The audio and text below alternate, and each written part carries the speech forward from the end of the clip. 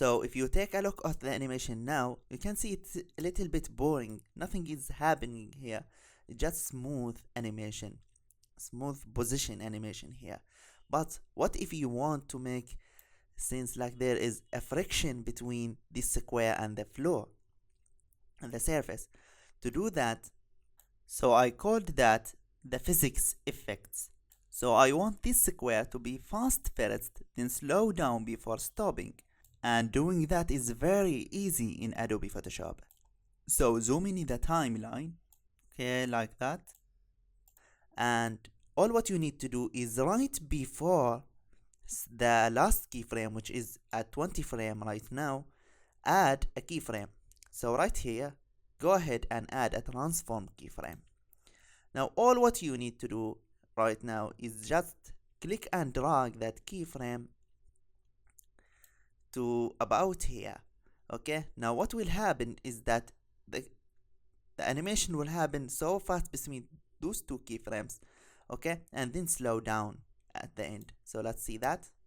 Okay, and you can see now it has more realistic animation, so it looks like there is a friction, and we did that easily.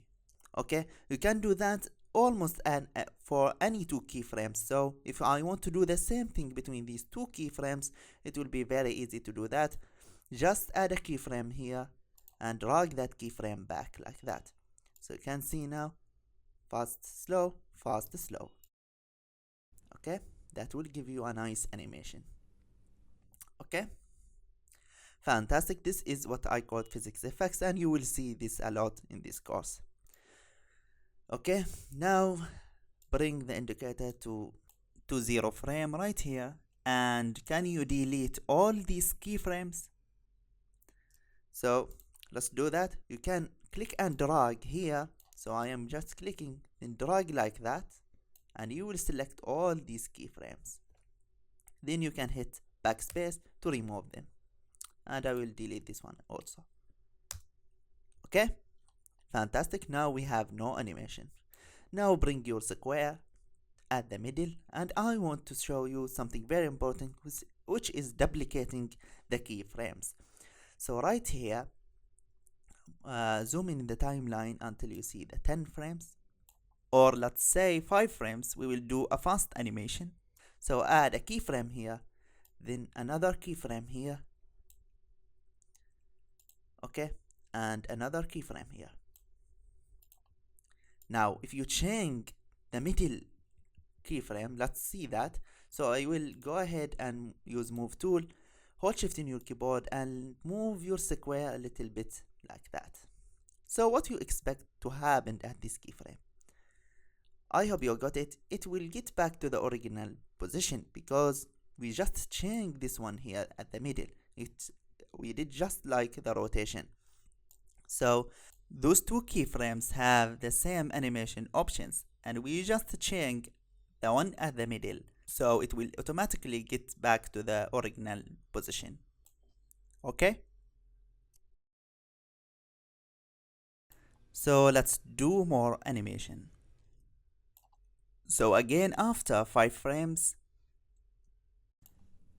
add another keyframe, then add another keyframe, and change the position of the middle one,